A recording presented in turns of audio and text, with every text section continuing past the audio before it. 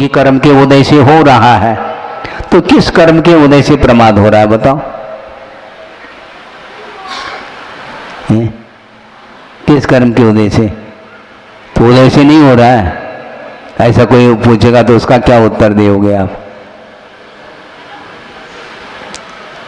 यदि कर्म के अनुदय में मानते हैं तो सिद्धों में होना चाहिए, ऐसा कोई कह सकता है?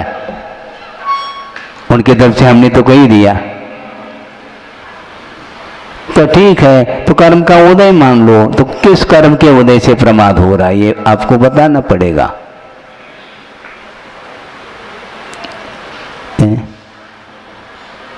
किस कर्म के उदय से?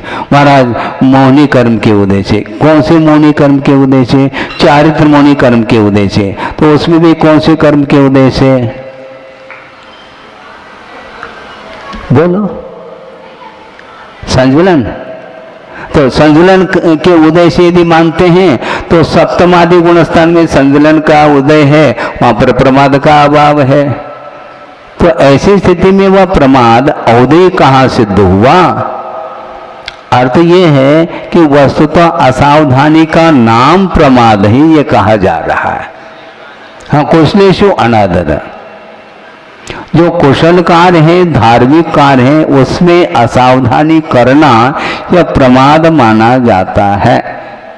इसमें आप कर्म का उदय था, ऐसा हुआ, उदय था, ऐसा हुआ, ऐसा नहीं चलेगा।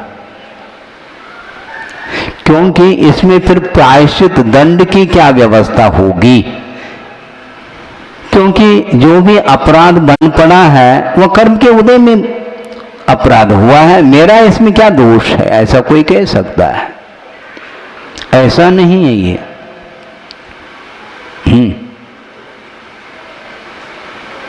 इसलिए सावधानी रखना चाहिए, और सावधानी के माध्यम से हम विशेष कर्मों की स्थिति अनुभाग की अपेक्षा से उनसे हम बच सकते हैं। हाँ, यही एक व्यवस्था है, और कोई दूसरी व्यवस्था ला ही नहीं सकेंगे हम। आप गाड़ी चला रहे हैं, एक्सीडेंट जो हुआ वो किसके वजह से हुआ? मुझे बताओ। कर्म के वजह से हुआ। ऐसा कहोगे तो काम चलेगा क्या है? फिर कोर्ट केस क्यों होता हो? कोर्ट के सामने कहो तो कर्म के उदय से हुआ है। हाँ, तो वो कहे कर्म के उदय से हमारे पास भी है उदय। वो कान पकड़ करके ले जाता है, अरेस्ट कर देता है। क्यों? कर्म का उदय हमारा भी चल रहा है। तो क्या व्यवस्था बनेगी बताओ?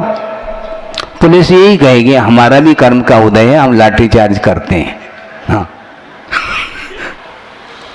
और फिर कोई कहता है कि हमने तो, कोई कहता है कि एक्सीडेंट, हम तो गाड़ी नहीं चला रहे हमारा, हम तो पैदल जा रहे हैं और एक्सीडेंट हो गया। तो उसका कौन सा कर्म का उदय है? ये ध्यान रखो, अतीत में किया है वो तो फल मिलेगा। वर्तमान में भले ही वह नहीं कर रहा है, यह अलग वस्तु है। अनेक प्रकार के कर्म बंद किया है, उसके लिए उसी प्रकार की संयोजना होगी। और अतीत में जो कर्म बांधा है वह भी प्रमाद के कारण ही बांधा है, ये भी उतना ही सत्य है। कुल मिलाकर के प्रमाद ही एकमात्र कारण सिद्ध हो रहा है। मतलब क्या है? अनादर का अर्थ क्या है ये बता दो पहला, अपने आप सिद्ध हो जाएगा। आदर भाव का अभाव, तो विषयों में आदर करना अप्रमत्त अवस्था हो जाएगी। फिर है फिर क्या?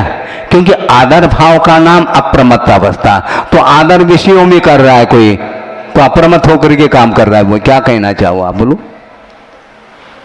जैसे चतुर्थ गुण स्थान में असंयत भाव अंतदीपक है, उसी प्रकार प्रमाद जो है वह छठे गुण स्थान तक होता है, वहां तक प्रमाद की सीमा है। अब हमेशा वह प्रमादी करता है ऐसा नहीं कहा जा रहा है, किंतु होगा तो छठे गुण स्थान तक होगा ये कहा जा रहा है। हाँ, इसलिए हम कहना ये चाह रहे हैं, एक मिथ्या दृष्टि है और वह सम्यक दर्शन के सम्मुख है, वह प्रमाद कर रहा है क्या? बोलिए जल्दी। एक मिथ्या दृष्टि है, अवैध सम्य दृष्टि की बात नहीं कर रहा हूं, एक मिथ्या दृष्टि है जो कि वह चार लब्धियों से संपन्न है और वह पंचम लब्धि में प्रवेश कर रहा है, करण लब्धि में, और उसमें उसके जो परिणाम हैं वह अनंतर समय में सम्यक को उत्पन्न करने रूप उसके परिणाम हो रहे हैं। तो वो परिणाम क्या अनादर रूप परिणाम है? तो ऐसी स्थिति उस समय वहां अप्रमत्त है क्या प्रमत्त है? अप्रमत्त का सप्तम गुण स्थान क्यों लेते हैं आप? समस्या ये है, अप्रमत्त का अर्थ सीधा सीधा सावधान रहना, और सावधानी के साथ जो चलेगा वह मिथ्यात्व गुण स्थान में भी वह विकासोन्मुख माना जाएगा। उसके जो परिणाम हैं वह वृद्धिंगत है लेशाओं की अपेक्षा से, क्योंकि जब वह मिथ्या दृष्टि तत्व चिंतन के सम्मुख पहुंच जाता है उस समय उसकी लेशाएं शुभ होती हैं, यथा योगी गतियों की अपेक्षा से अलग है।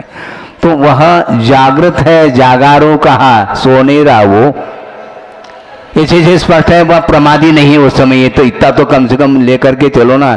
जागारो का अर्थ क्या लेते हैं? घुराटा ले रहे हैं क्या? सम्यक दर्शन के सम्मुख अवस्था में वह प्रमादी थोड़ी होगा, वह निद्रालु है क्या? निद्रित अवस्था में सम्यक दर्शन जो प्राप्त हुआ सम्यक दर्शन वह रह सकता है, किंतु निद्रित अवस्था में वह उत्पन्न नहीं कर सकता है। इससे स्पष्ट है वह अप्रमत्त है। अब तो स्वीकार करो। हाँ, हाँ। बिल्कुल महाराज मिथ्या दृष्टि है, मैं मान रहा हूं, किंतु वह उसकी जो लेशा है वह शुभ लेशा है और उसमें भी विकासोन्मुख है, और इतना विकास कर सकता है आपको आश्चर्य लगेगा। हाँ, क्या आश्चर्य लगेगा?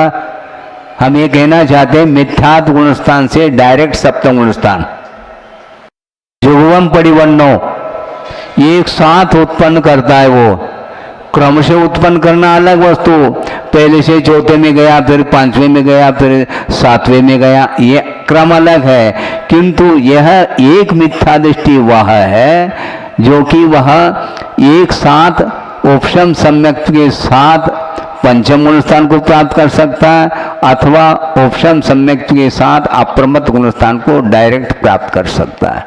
तो ऐसी स्थिति में वह प्रमादी हो बात बनती नहीं।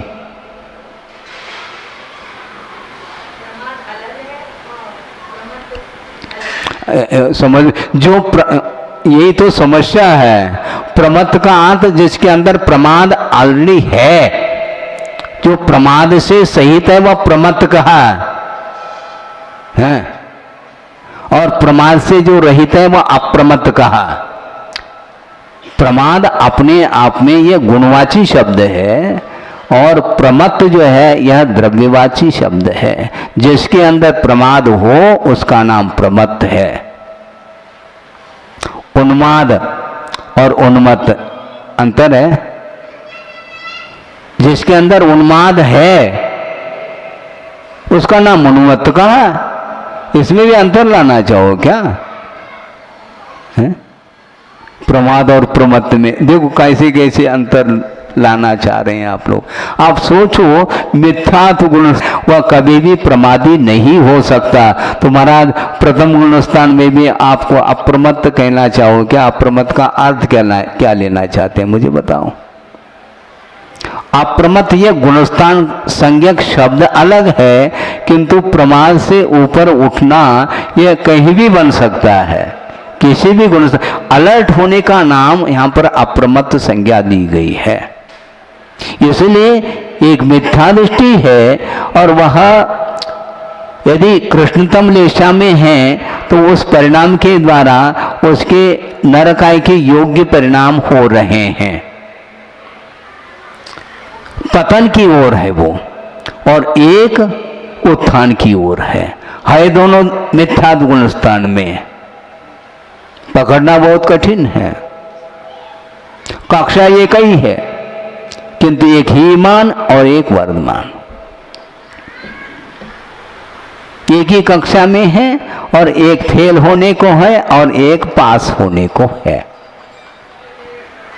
कक्षा एक, अब इसमें क्या करोगे? प्रमाद है, स्वीकार करो ना, अध्ययन करो नहीं और फेल हो गया तो ऊपर से क्या कहता है कि वो आउट ऑफ कोर्स आ गया महाराज, प्रश्न कुछ जो है ना कोर्स के रहे नहीं और इसलिए हम फेल हो गए। गलत बात है। आपके लिए तो आउट ऑफ कोर्स है और उसी कक्षा में दूसरे जो छात्र है वो मेरिट में आ रहे हैं, उनके लिए कोर्स संबंधी है और आपके लिए भिन्न प्रश्न पत्रिका है कि क्या है? मुझे बताओ। प्रश्न वही है, जो फेल हो रहा है उसके लिए भी वही प्रश्न, जो पास हो रहा है उसके लिए भी वही प्रश्न है। इसको बोलते हैं सरासर जो है असत्य। हाँ, वो अपने आप की कमजोरी को स्वीकार नहीं करना चाहता, ये समस्या ये है। अपराध करना ये उतना अपेक्षाकृत कह रहा हूं, अपराध करने के लिए नहीं कह रहा हूं, किंतु अपराध करता है वह एक अलग, क्योंकि उसने स्वीकार कर लिया है मैं पापी हूं, वह स्वीकार कर रहा है।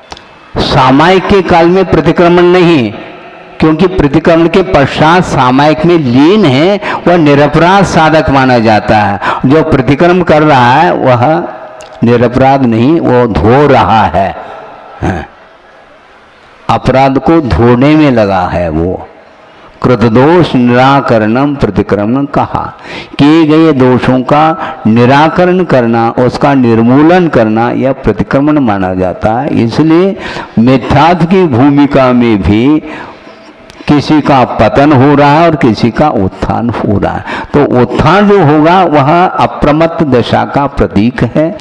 इसलिए गुरुदेव का ये कहना है कि प्रमाद पारिणामिक भाव है। ये ला करके रखा आचार्य महाराज, आप लोगों ने भी सुना होगा उनके मुख से, ये क्लियर है। अब ये कह सकते हैं महाराज ये प्रमाद तो कर्म के उदय, बिना कर्म के उदय में तो होता नहीं। कर्म के उदय में होगा, लेकिन वो अनिवार्य थोड़ी है। होगा तो कर्म के उदय, कर्मातीत अवस्था में कभी प्रमाद नहीं हो सकता है, जैसे सिद्ध अवस्था में। हमने पहले ही बताया प्रमाद यदि होगा कर्म के उदय के बिना नहीं होगा, ये हमारा ग्राउंड है। लेकिन हो अनिवार्य नहीं, ये हमारा कहना है। नवीन कर्म का जो बंध होगा उसमें परिणाम हुए बिना कर्म का बंध नहीं होता। और परिणाम करना नहीं करना आपके अधीन है कि कर्म के उदय के अधीन है? तो बस फिर कहां पर कर्मोदय हुआ मुझे बताओ। हम और आगे आ रहे हैं और स्पष्ट करने के लिए। हाँ, मिथ्यात्व कर्म के उदय में एक पंचेंद्रिय का बंध कर रहा है और मिथ्यात्व कर्म के उदय में एक इंद्रिय का बंध कर रहा है। दोनों के लिए मिथ्यात्व कर्म का उदय क्या काम कर रहा है हमें बताइए। आपको ही बताना है। जीव का परिणाम, वहां पर मिथ्यात्व को क्यों ला नहीं रहे आप? क्यों नहीं लाना चाहते? इसका अर्थ क्लियर हो गया आपको, है क्या नहीं?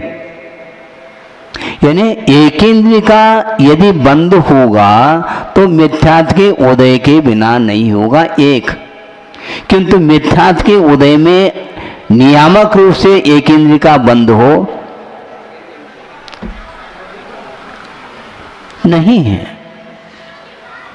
यदि मिथ्यात्व कर्म के उदय से नरकाय का बंध होता है ऐसा मान लिया जाए तो मिथ्यात्व कर्म का उदय एक इंद्रिय के पास है, नरकाय का बंद कर लेना चाहिए उसको, क्योंकि औदैहिक भाव है ना। मिथ्यात्व कर्म का उदय चल रहा है और बंद हेतवा ऐसा कहा तो मिथ्यात्व के उदय से बंद होता है, नरकाय का बंद करा दो आप। क्यों नहीं? क्यों बंद हेतवा कहा ना? हाँ, मतलब मिथ्यात्व से भी ताकत कुछ अलग रखता है, अपना परिणाम पृथक अस्तित्व है उसका।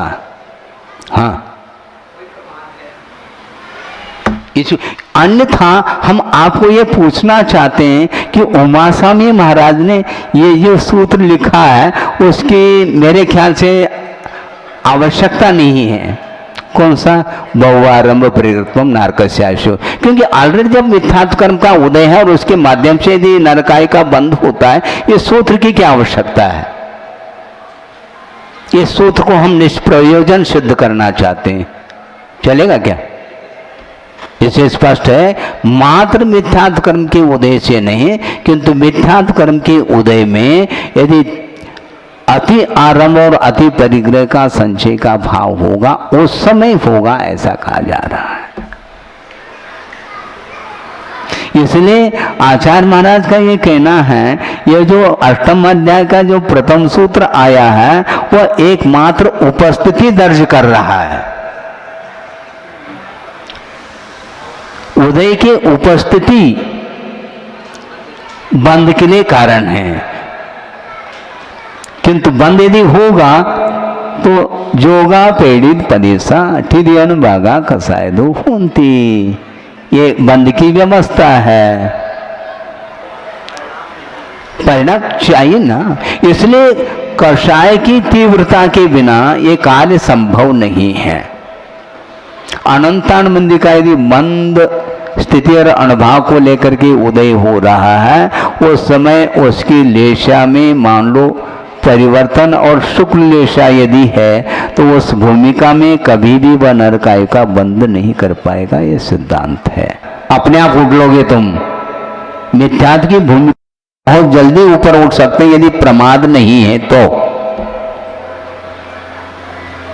इसलिए बंध हेतु में जो कहा कि केवल उपस्थिति, उदय की उपस्थिति मात्र है। यदि होगा तो इसकी उपस्थिति में होगा। हाँ, क्योंकि पंचेंद्रिय का बंद कर रहा है एक, और एक इंद्रिय का कर रहा है, एक विकलित में से किसी का कर रहा है। ऐसा क्यों हो रहा? हाँ, प्रमाद के कितने भेद हैं ये पढ़ लेना थोड़ा सा। हाँ, थोड़ा कविता को थोड़ा बंद करके हाँ, इसको पढ़ लो थोड़ा सा कि प्रमाद के कितने कितने भेद होते हैं। 4 कषाय को भी लिया है उन्होंने, यानी तीव्रता की अपेक्षा से 4 विकताएं हैं, आहार कथा है, स्त्री कथा, चोर कथा और राज कथा। ये इन कथाओं से ऊपर उठना है। हाँ, और 5 इंद्रियों की व्यापार से ऊपर उठना है। ये व्यापार बंद करना पड़ेगा आपको, दुकान 5 इंद्रिय संबंधी व्यापार। निद्रा और स्नेह, हाँ, स्नेह बहुत खतरनाक है। स्नेह ने ठीक नहीं है स्नेह। मदरेव मोह जन कहा स्नेह, ऐसा कहा। हाँ, मदना के समान मद को पैदा करने वाला, मदरेव मोह जन का, मदना के समान मोहित करने वाला कौन सा पदार्थ है? तो स्नेह कहा है। छोड़िए स्नेह, और चिपका देता है बहुत। स्नेह ठीक नहीं, स्नेह को अच्छा मानता है संसारी प्राणी। इनका हमारे साथ बहुत स्नेह रहा है, तो वह स्नेह जो है ना, वह लौकिक क्षेत्र में उसको आप लोग अच्छा मानते हैं, किंतु वस्तुतः धर्म के प्रति स्नेह होना चाहिए। जैसा आगमकार कह रहे हैं वैसा नहीं रखना चाहिए, खत्म बात। कैसा रखना चाहिए, रखने की बात कर रहे हैं तो स्नेह ना रखो, खत्म है। बिल्कुल यही है, स्वार्थ के कारण संसारी प्राणी चिपकता है और कुछ नहीं है। तो कहाँ आया विलक्षण, ये हो गया ज्ञानावरणादि कर्म बंधाती।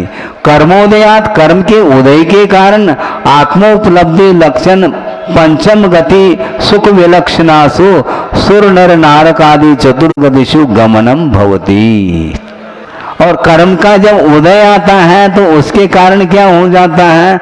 आत्मोपलब्धि लक्षण वाला जो पंचम गति है, मोक्ष गति संबंधी जो सुख है, उससे ठीक विपरीत जो देव गति, नर गति, मनुष्य गति, नर गति आदि रूप जो गति हैं, उनमें संसारी प्राणी का गमन होता है। हाँ, पंचम गति नहीं होगी अब। हाँ।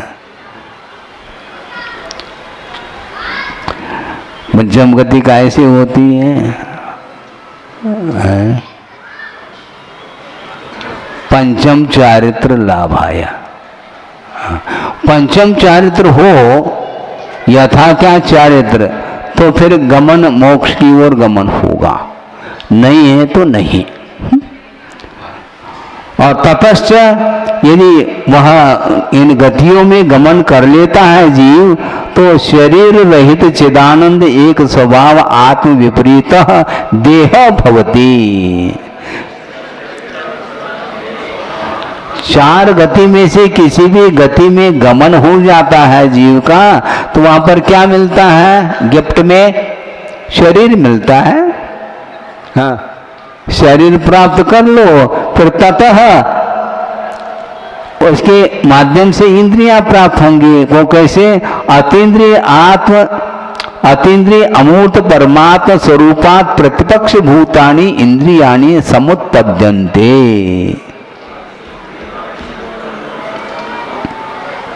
हाँ, जो इंद्रिय से रही जो आप अमूर्त परमात्मा का जो स्वरूप है, उससे ठीक विपरीत लक्षण वाले जो इंद्रियां हैं वो प्राप्त हो जाती। शरीर मिल गया तो इंद्रियां मिल गई, उसके माध्यम से क्या होना है? विषयों का ग्रहण होना। और क्या ग्रहण लग जाएगा? तेभ्यः, उन इंद्रियों के माध्यम से निर्विषय शुद्धात्म ध्यानोत्थ वीतराग परमानंद एक स्वरूप सुख विपरीतम पंचेंद्रिय विषय सुख परिणमनम भवति।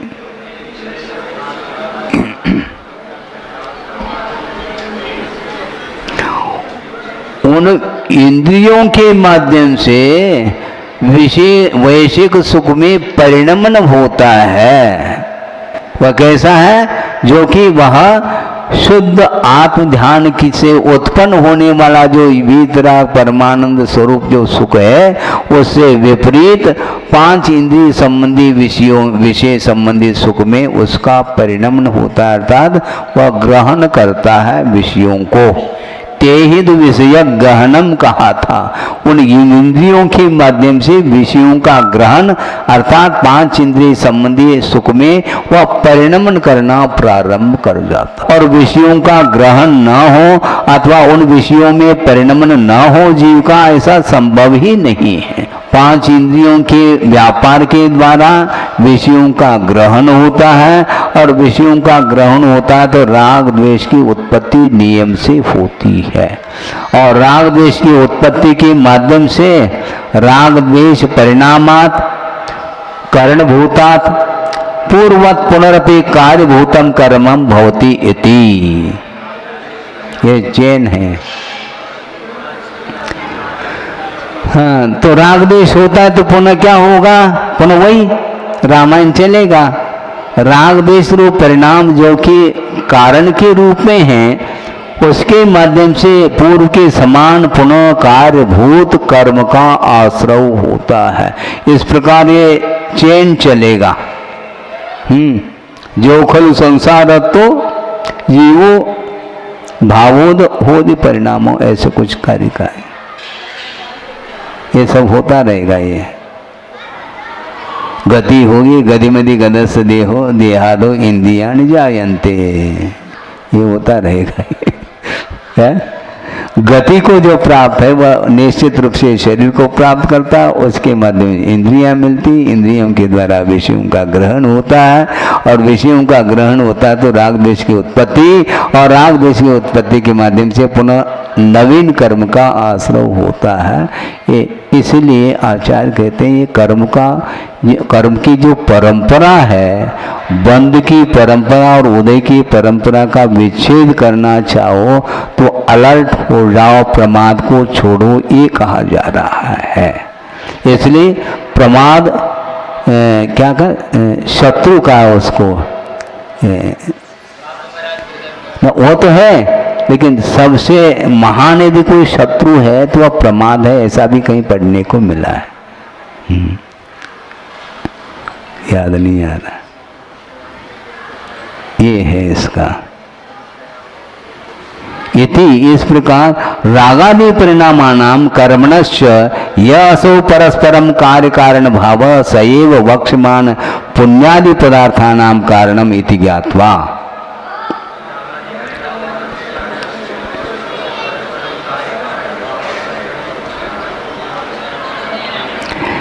इस प्रकार रागादि परिणामों का और कर्म का जो परस्पर में कार्य कारण भाव है, जो कि वह भाव आगे जिसका कथन किया जाएगा, ऐसे पुण्यादि पदार्थों के लिए वह कारण होता है, ऐसा जान करके पूर्वोक्त संसार चक्र विनाशार्थम अव्यावाद अनंत सुखादि गुणानाम चक्रभूते समूह रूपे निजात्म स्वरूपे रागादि विकल्प परिहारेण भावना कर्तव्या इति। इस प्रकार जान करके पूर्व में कहा हुआ जो संसार का जो चक्र है उसके विनाश करने के लिए और अव्यावाद यानी बाधा से रहित जो अनंत सुखादि गुणों के समूह रूप जो निजात्म स्वरूप है उसमें रागादि विकल्प के त्याग के साथ भावना कर लेनी चाहिए, ऐसा कहा है। अब कहो क्या कहना।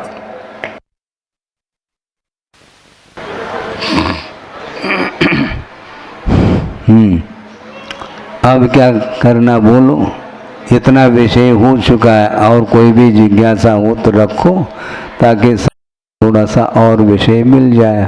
5-1 मिनट है अभी, 5-7 मिनट 8 मिनट। हाँ, और क्या समझना चाहो, फिर कुछ और भी करना चाहो क्या इसके अलावा? है जो कर रहे हैं उसको छोड़ना पड़ेगा। सब होता है, परिणामों के द्वारा होता है।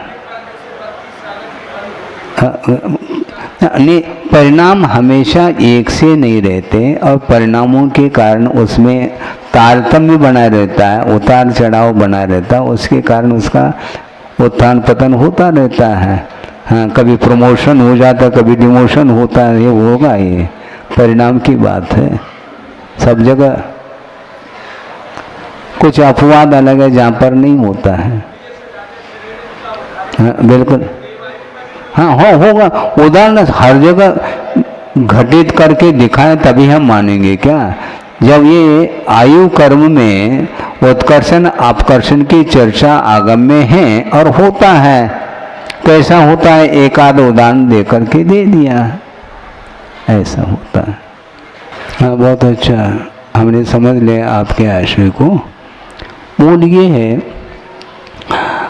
कर्म में जो तीव्रता आती है या परिणामों में, कर्म के उदय में जो परिणामों में जो तीव्रता आती है वह बिना निमित्त के नहीं आती। इसको पहले समझ लेना चाहिए।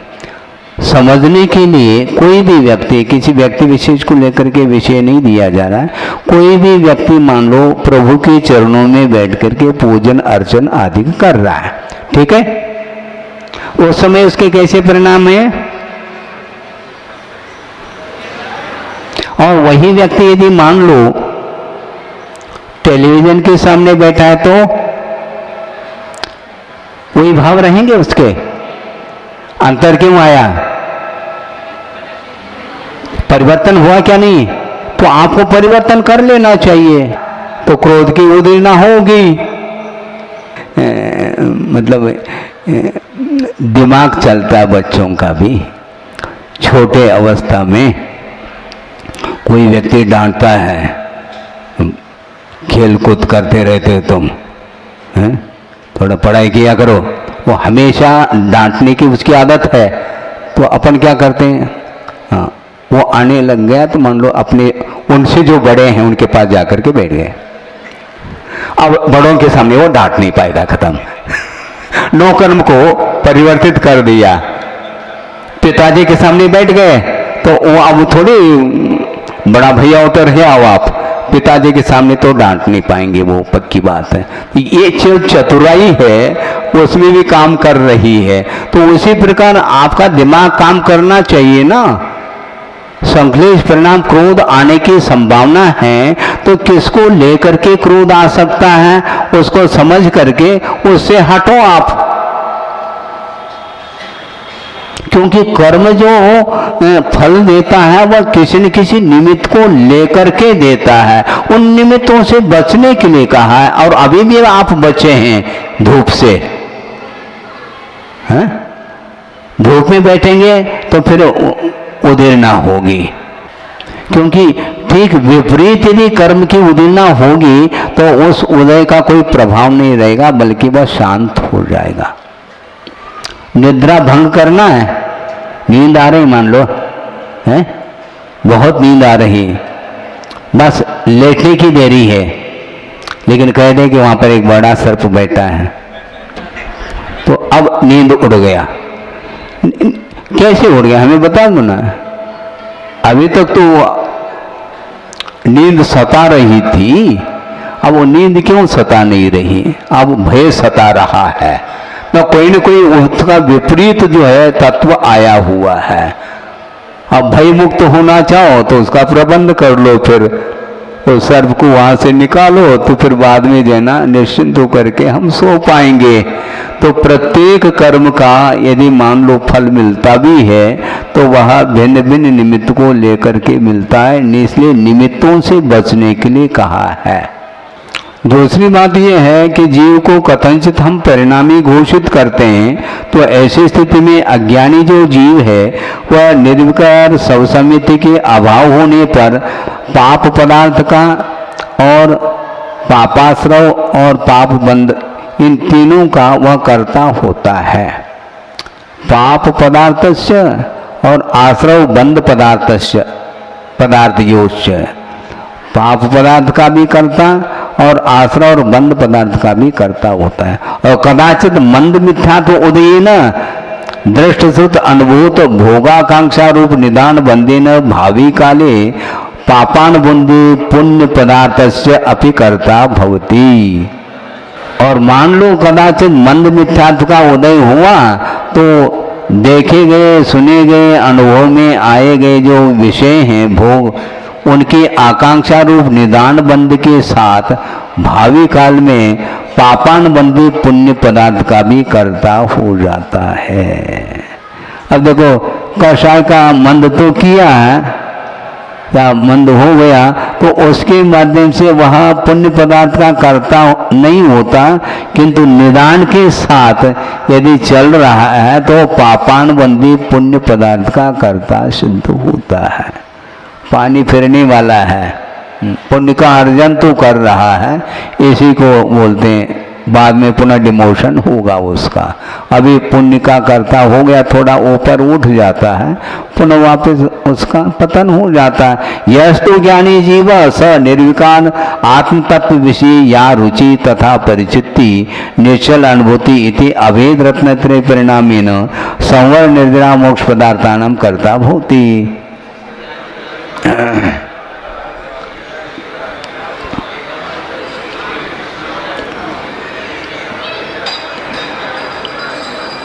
हाँ, ज्ञानी जीव है वह निर्विकार आत्म तत्व के विषय में रुचि रूप श्रद्धान तथा परिचित अर्थात ज्ञान और निश्चल अनुभूति रूप जो चारित्र, इस प्रकार अभेद रत्नत्रय रूप परिणाम के साथ वह संवर निर्जरा और मोक्ष पदार्थों का कर्ता सिद्ध होता है। यदा पुनः पूर्वोक्त निश्चय रत्नत्रय स्थातुम न शक्नोति तदा निर्दोष परमात्म तत्व स्वरूपात स्वरूप अर्ह सिद्धानाम तत् आराधक आचार्य उपाध्याय साधूनाम च निर्भर असाधारण भक्ति रूपम संसार विच्छित्ति कारणम परंपरया मुक्ति कारणम च तीर्थंकर प्रकृति आदि पुण्यान बंदी विशिष्ट पुण्य रूपम अनिहित वृत्त्या निदान रहित परिणामेन पुण्य पदार्थम च करोति इति।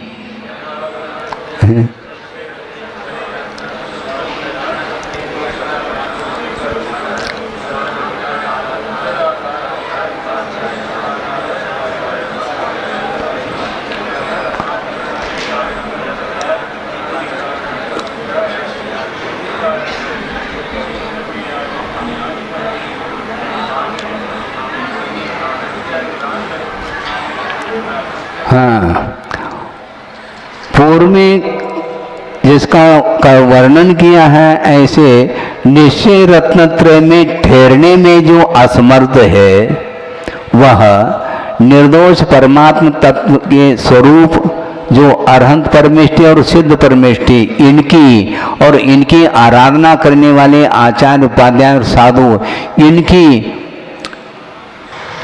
इनके आश्रित होने वाला जो असाधारण भक्ति रूप जो संसार की विचित्ति में कारणभूत और परंपरा से मुक्ति में कारणभूत जो तीर्थंकर प्रकृति आदि जो पुण्यानुबंधी विशिष्ट पुण्य है, उस पुण्य रूप जो पुण्य पदार्थ है उसको भी अनिहित वृत्त्या बिना किसी इच्छा के अर्थात निदान रहित परिणाम के साथ तीर्थंकर आदि विशिष्ट पुण्य पदार्थों का वह कर्ता सिद्ध होता है। अनेन प्रकारेण इस प्रकार अज्ञानी जीव पापादि पदार्थस्य कर्ता, इस प्रकार अज्ञानी जीव पापादि चार पदार्थों का कर्ता होता है, यानी पाप और पुण्य दो पदार्थ और आश्रव और बंध, इन चार पदार्थों का वह कर्ता होता है। ज्ञानी तो संवर आदि पदार्थ त्रयस्य इति भावार्थ, ज्ञानी जीव जो है संवर निर्जरा और मोक्ष पदार्थ का कर्ता होता है। एवं इस प्रकार नौ पदार्थ प्रतिपादक द्वितीय महाधिकार मध्ये पुण्यादि सप्त पदार्था जीव पुद्गल संयोग वियोग परिणामेन निर्वृत्ता इति कथन मुख्यतया गातात्रेण चतुर्थ अंतर अधिकार समाप्त हो। इस प्रकार नौ पदार्थों की प्रतिपादन करने वाला जो द्वितीय महाधिकार है, उसमें जीव और पुद्गल के संयोग और वियोग रूप परिणाम से निष्पन्न जो पुण्य आदि सात पदार्थ हैं, उनकी कथन की मुख्यता के साथ तीन गाथाओं के माध्यम से चौथा अंतर अधिकार समाप्त हो जाता है। चार प्रकार के पदार्थ का कर्ता पुण्य, पाप, आश्रव और बंध, मूल तो सात ही तत्व हैं। नौ पदार्थ के अपेक्षा से पुण्य और पाप को पृथक गिनाया है, इस अपेक्षा से उनका भी वह अज्ञान जीव करता होता है, ऐसा कहा जा रहा है। मूल यहाँ पर नौ पदार्थों का कर्ता सिद्ध कर रहे हैं, उसमें अज्ञानी और ज्ञानी किसी प्रकार के पदार्थों का कर्ता होता है, इसका वर्णन कर रहे हैं। मूल में तो सात पदार्थ है, पुण्य और पाप आश्रय और बंध में अंतर्भूत होते हैं, किंतु भेद विवक्षा से उनको पृथक गिन करके उसका कर्ता सिद्ध करने का प्रयास किया है। पुण्य और पाप पदार्थ का भी कर्ता वही होता है, और वो पुण्य और पदार्थ आश्रय और बंध के रूप में तो उसका कर्ता होगा। इस प्रकार भेद विवक्षा करके यहाँ पर कथन किया जा रहा है। और जो ज्ञानी होगा वह संवर निर्जर और मोक्ष का कर्ता होता है, वह ज्ञानी है। और पुण्यानुबंधी पुण्य का जो आश्रय कर रहा है वह ज्ञानी नहीं है कथनचित, ये भी ध्यान रखो। हाँ बिल्कुल ठीक है, इसमें क्या दिक्कत है? मिली जुली सरकार है वो।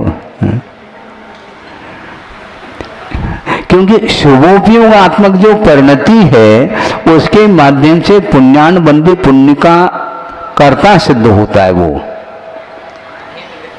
अनिहित वृत्त्या बिना निदान बंध के। किंतु जो शुद्धोपयोग में लीन होता है वह संवर निर्जरा और मोक्ष का ही कर्ता होता है। परंपरा से कहना चाहो तो वह पुण्यानुबंधी पुण्य का भी कर्ता होता है, ऐसा कोई नहीं, कोई बाधा नहीं। इस प्रकार यह चतुर्थ अंतराधिकार समाप्त हुआ। बोधि समाधि परिणाम शुद्धि स्वात्मोपलब्धि शिव शोक शुद्धि चिंतामणिम चिंतित वस्तुदाने त्वामंदमानस्य ममास्तु देवी। परम पूजाचार्य गुरुवर श्री विद्यासागर जी महाराज की जय।